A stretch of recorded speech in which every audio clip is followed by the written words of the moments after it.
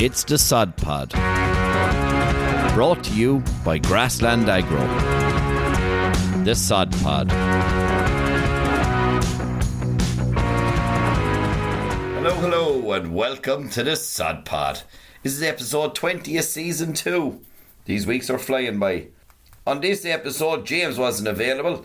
He was tied up in Paris. I had the pleasure of being out to watch Ireland beat South Africa in the Rugby World Cup. Please God, those wins keep it coming. I might even get out again, you never know. So Lauren Stanley, Claire Aspel and Eoin Quinn had the privilege of catching up with Mark Waters. Mark is part of the ICBF. He's in their Herd Plus team.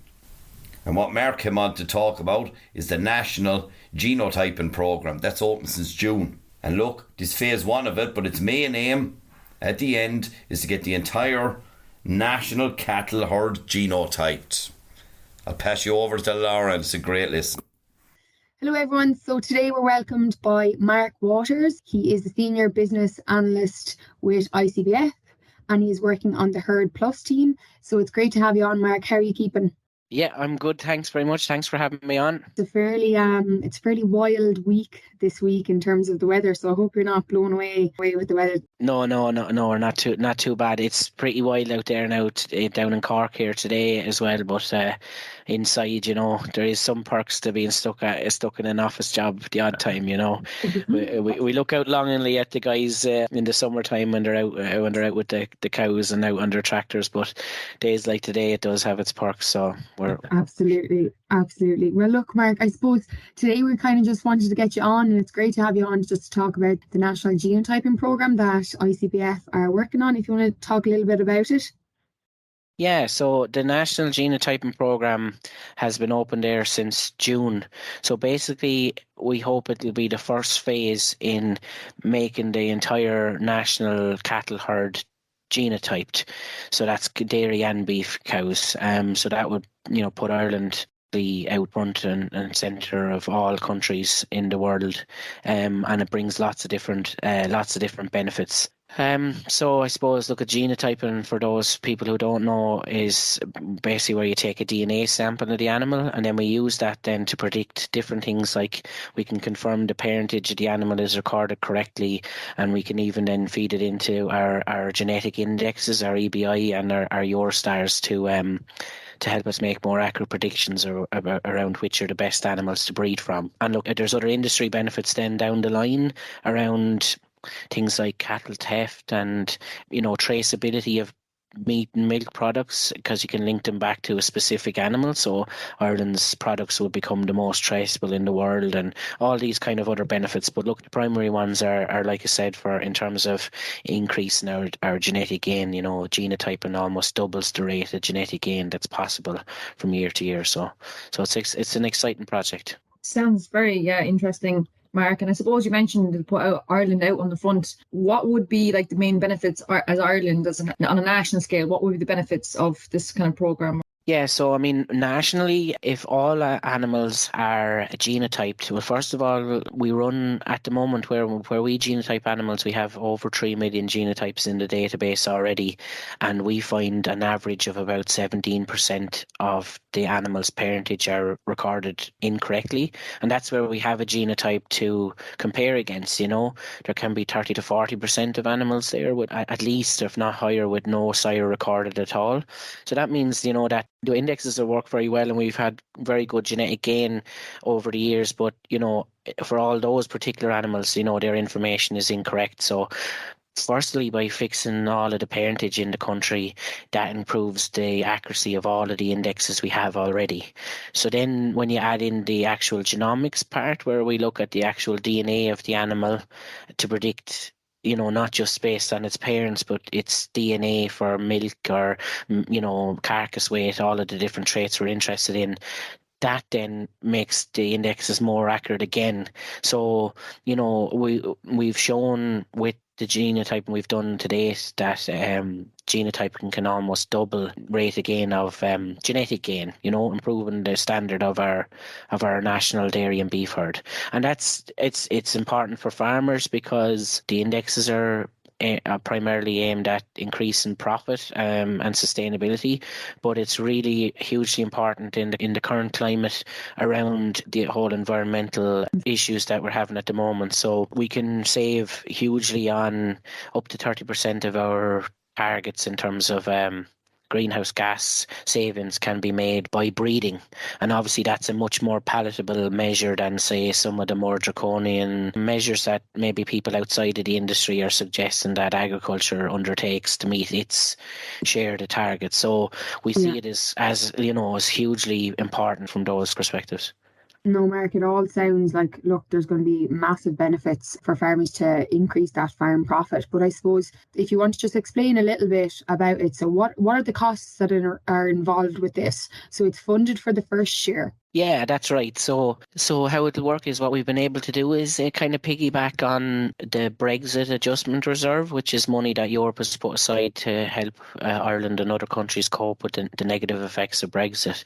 So that's allowing us basically to go into the herds this year and finish out their herd in terms of genotyping. So for dairy herds, maybe that haven't done much genotyping, that'll be most of their herd they'll do. For beef herds, maybe particularly those who've been involved in schemes like the BDGP and the SCEP, which is out there now, they might have almost all their herd genotyped already.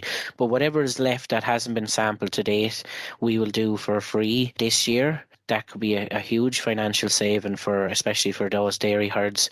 And then the second phase of it then is from January. Then each herd will genotype their calves at birth, so they'll have exclusive access to what we call double tissue tags.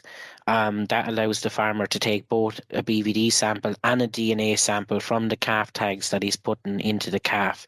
So that saves having to get the animal back in to pull hair samples or put button tags in, either for the Pedigree Society or for SCEP or any other reason they might be genotyping. It's all done.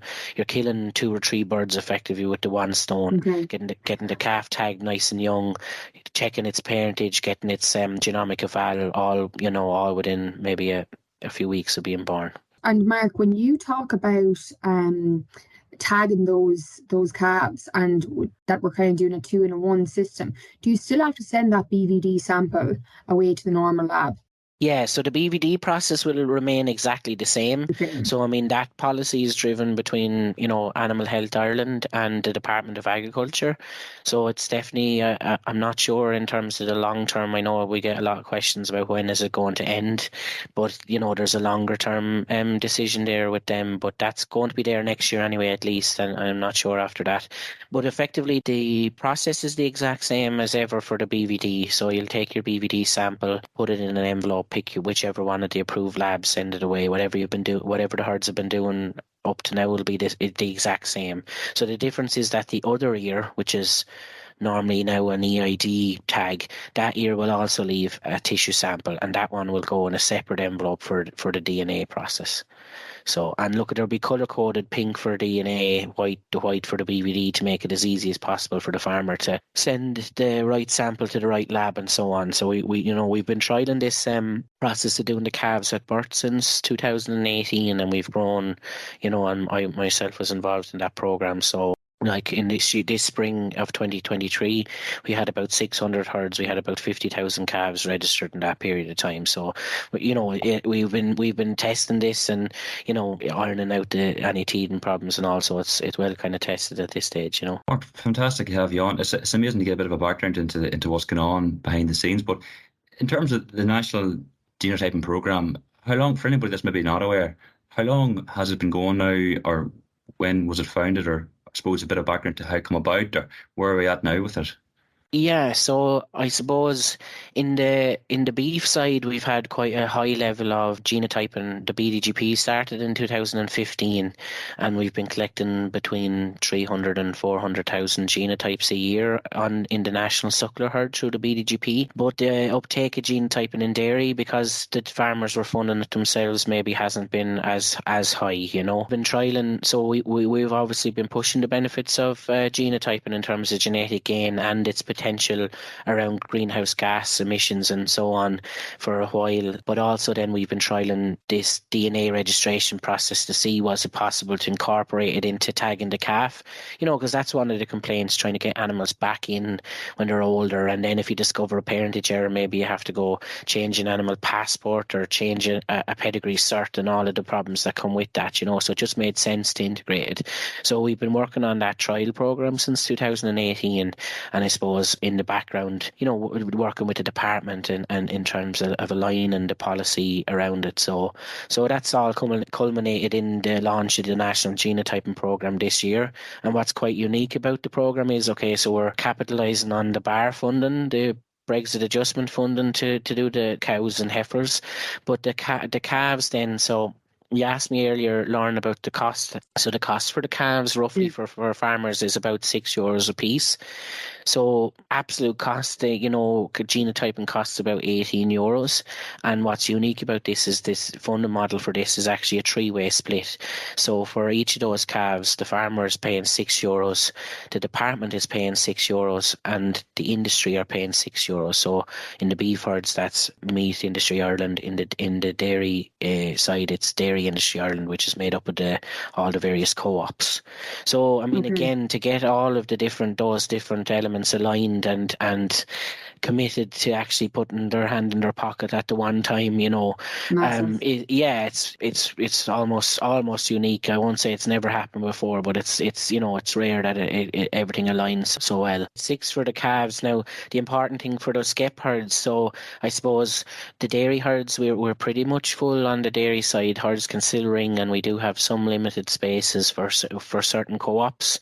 The allocation is varies depending on the size of your co-op. So I would encourage, if dairy herds are still interested in joining, to give us a call.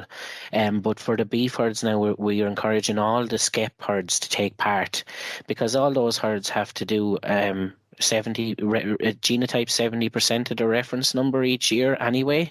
So this will save them quite a substantial job of work each year by doing the calves at birth, wait until March or April to have to get them back in and put button tags into them, Absolutely. And Mark, just on the SCEP, so the Suckler Carbon Efficiency Programme, do you want to talk a little bit about that, or you mentioned it, or just explain it to some listeners that might not actually be familiar with it? Yeah, so the Carbon Efficiency Programme, I suppose, is the successor to the BDGP, the Beef Data and Genomics Programme.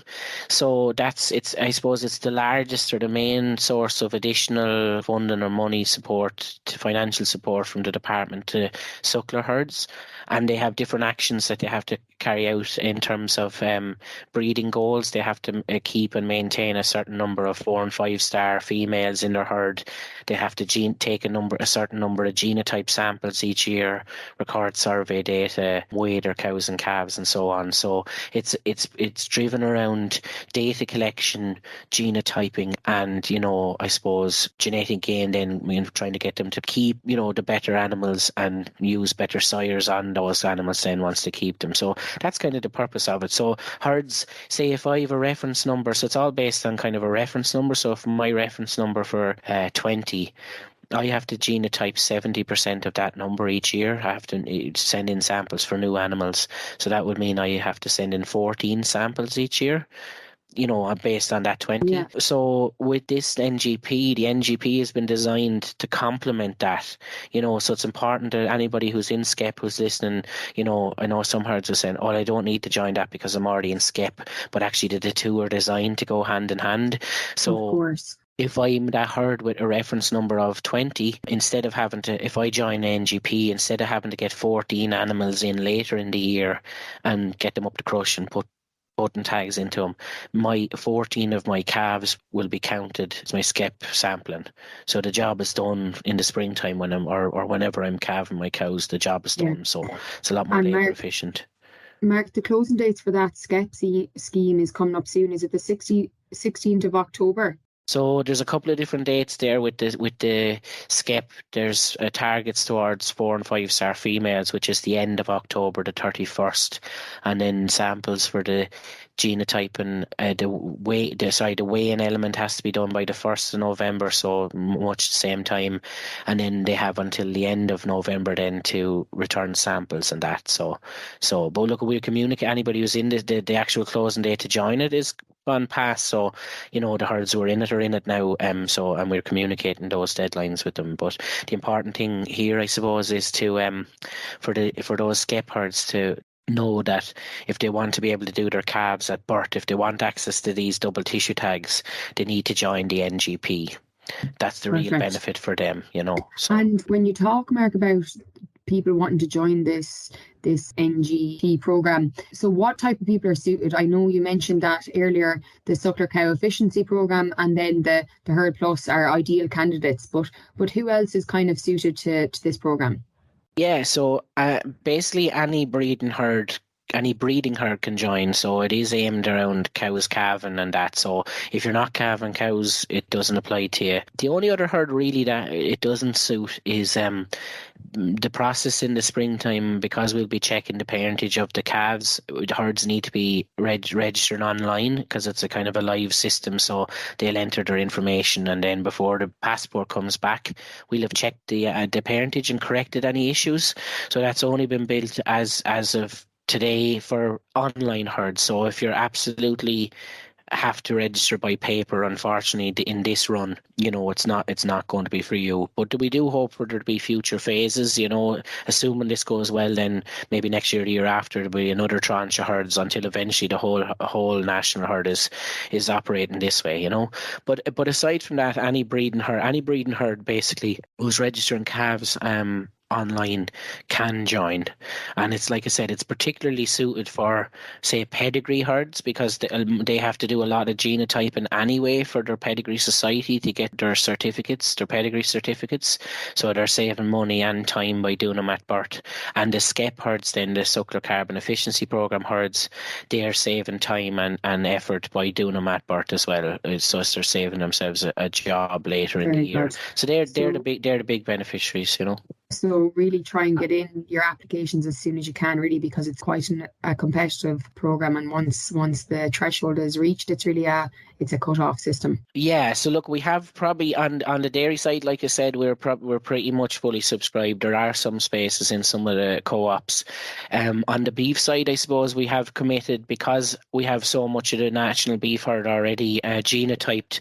We're not as constrained budgetary-wise, you know what I mean? So any beef herd that wants to join, we should be able to accommodate, provided they join in time, you know what I mean? Yeah. So the Brexit samples, the samples for the existing herd have to be submitted before the end of the year. They have to be claimed before the end of the year. So we will have to at some point draw a line in who we have, but that's why we have a deadline. So look, the deadline was to be this Friday. We have extended it to the 31st of October. So guys do have about a month. But like I said, we have to issue them button tags to sample their cows and get them set up and give them a chance to order their double tissue tags and so on. So we do have to. It's time more so than anything else is going to be the limiting factor for beef herds, So look, an important point just to note as well, I mentioned the €6 per calf. So for skep herds, it's important to note that if I take that example again of that herd with a reference of 20, okay, for the 14 samples that are counted against their skep requirements, they'll effectively get that €6 back in their payment. It'll be accounted for in the deductions and whatnot at the end of the year.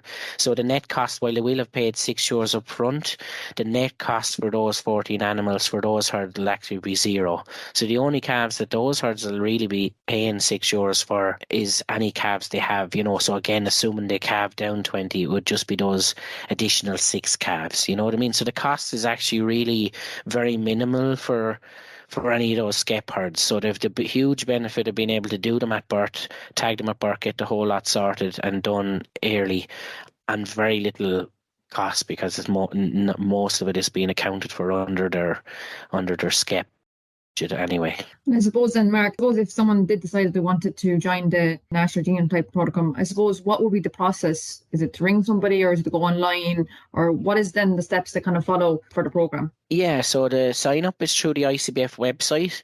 So if herds log into their own herd account, there's a banner there on their landing screen then with the National Genotyping logo, and a big green button says NGP sign up here.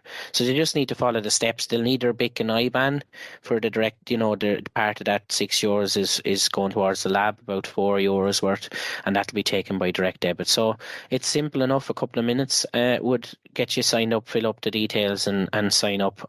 If they're struggling with that, they can give us a call in the Herd Plus team, 023 8820 452, and we'll help them with it. So either of those will work, Perfect. Yes, sounds simple enough, Mark. Mark, just in relation to genotyping in itself, just would it be fair to say that sometimes within industry or on farm, look, even from, I suppose, my own personal experience at home, that there can sometimes be a reservation that at times potentially genomics, say, versus daughter proven, there can sometimes be a link there or certain opinions. Is there just a wee bit of a background to the technology, and has it come on, or where are we at in terms of people's opinions behind the genotyping in itself, the technology? The indexes are a prediction. So like any prediction, the more information you have, the more accurate they are. You're predicting what type of calf you have, what type of calf you're going to have, or what kind of a progeny. I suppose the thing versus daughter proven, genomic, we need young bulls before we can have daughter proven bulls. We need somebody has to use a bull. Lots of people actually have to use bulls before they can become proven.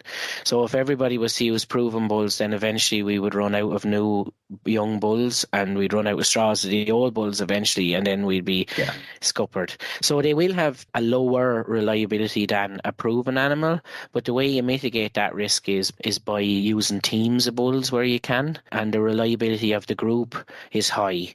By adding more bulls to the team, your group reliability is high, and that means then the average of the group should stay. So if one bull typically might drop a little, another one will rise, and overall your group of heifers that you have are still where you were expecting them to be on average. So it's just how you approach them, really. What you're missing out by going with proven bulls then is they're going to be behind in terms of the very highest bulls that are out there are going to be the next generation. If we're doing our job right, every generation should be better than the last. So by using young bulls, we have the best genetics possible. So you're foregoing several years worth of the newest genetics by going with proven bulls. In terms of the technology improving, we're always trying to improve the accuracy of genomics. There is a small tendency for genomics to over-predict slightly, which everybody, that happens in every country, even US or Canada, where they have millions and millions of genotypes, say, in the dairy. But we know about it, and we're constantly trying to, counteract that over-prediction. But this program will help because certain amount of how genomics works is comparing the genotypes against those animals in the country. The more animals that have genotypes, the more we can validate against actual data on the ground, and the more accurate those predictions become. So by the whole herd being done, then it should in theory actually improve the accuracy. I mean, the whole herd nationally, at a national scale, it should improve the accuracy of genomics into the future as well. So I suppose that's where we're at. Like, I think if I just from a personal point of view, I think in terms of the bulls that's there at the minute, I think in terms of what's in the jar, I think there could be one proven bull and the rest could be all genomic. So that's and we're not saying that people shouldn't use proven bulls at all. A mix is probably somewhere in the right term. You know what I mean? And especially maybe with calving, things like calving difficulty and heifers and stuff. Sometimes the safer thing to do is to err on the side of caution, especially if you've small heifers. Maybe you're a bit worried, So we're not saying there's no place for proven bulls, but it would be wrong to write off just say only proven, and genomics is the way to go in the main. Once you use them correctly, there should be no problem with using genomically selected bulls. So it's a huge potential. So Mark, for a farmer that's in the program, if we were to say what would be the key benefits, like presumably they're going to be getting a lot of information relayed back to them. But I suppose a lot of information is one thing, but portraying that back into decision-making information. So how would a farmer go about utilising that data, and in terms then what would be the key benefits for a farmer that's part of the programme, say? Yeah, so the key benefits for herds taking part in the programme is they'll get genomic indexes on all their existing cows, heifers, and their existing herd. So for dairy herds, that'll help them maybe target the best animals in the herd for breeding. For the beef herds, that's essential to know which animals are actually eligible for their 4 and 5 star female targets. So that's a piece of information. Then getting their parentage fixed on calves. So again, it's being done as part of the registration process. So rather than having to go back and fix blue cards, add extra admin, blue cards and all the rest of it, it's getting done and automatically fixed when the blue card comes out, it's correct. And sex, I should mention as well, so we can pick up sex errors as well. They're saving labour and time by tagging the calf at birth. I'll touch on that several times, I'm sure, over the course of this podcast, but I keep repeating it because it is so important. Any herd that's in SCEP, in the suckler cow carbon efficiency program, who wants to be able to tag their calves at birth needs to join this program if they want those double tissue tags. But that is a huge benefit, being able to do that at birth. And again, then they'll get their genomics again as early as possible. So within a couple of weeks of the calf being born, they'll have their genomic Eurostars. They know whether the female is going to be eligible. So if they're you're talking about practical uses of that information on, if I'm trying to decide which heifers I'm going to bull or which ones I'm going to sell, knowing which ones have good indexes, which ones are eligible for the SCEP or so on as early as possible, makes all that. If I'm a pedigree breeder, I have the additional benefit then if I'm selling bulls, I know exactly what their stars are, if they're eligible for another guy in his herd for his SCEP program, rather than maybe waiting until right up on the deadline of a sale and then, panicking about whether the result is going to be back in time. Can I enter my bull or not? I know from when he's a month old, basically, or younger, that he, what the story is. So they're the real practical benefits. He's saving the labour, he's getting it all done out of the way early, and getting those parentage errors fixed, and getting the Eurostar and say the EBI and the dairy as early as possible, so he can use that then at the earliest opportunity to make decisions in his farm. In terms of getting that information back, is potentially identifying maybe an area that could potentially be improved before the stage. So I suppose a chain's only as strong as its weakest link. Identifying that area that could be improved and working upon it. Oh yeah, so absolutely. So I mean, if you were trying to, if you have surplus heifers, I suppose, trying to pick the best ones to keep, you want to keep the best and sell the rest, as the saying goes. If you're a SCEP herd, you have targets to meet around eligible females. So again, knowing whether they're eligible, you know whether I have to buy in more animals or I can keep these and bull them and so on. But look like you said, the reason we push these indexes is because of the information that's there. So having the accurate indexes tells you what the merit of the animal is and whether they're going to do the job you want them to do on your farm. So absolutely. No, Mark, look, thanks very much for coming on. It's been really interesting. There's massive potential there, and there's really, really good take-home messages from today. So look, the National Genotype Programme, it seems like a really brilliant collaborative. It'll really succeed in Ireland. And look, I suppose the key dates is, if you want to apply, the deadline is the 31st of October. So we'd really encourage everyone to log on to the ICBF and apply for the programme. So thanks very much, Mark, for coming on. Really, really appreciate it. A huge thank you to Mark Waters from the Irish Cattle Breeding Federation. If you want to find out more, head over to icbf.com. You can also phone that number, and I'll give it to you again, 023 882 0452. 023 882 0452. Mind yourselves out there. Farm smart, farm safe. Hey, thanks for listening to the Sod Pod. We hope you enjoyed it. To find out more, head over to www.grasslandagro.ie or check out our social channels: Facebook, Twitter, Instagram, LinkedIn and YouTube. That's all for this episode. See you next time.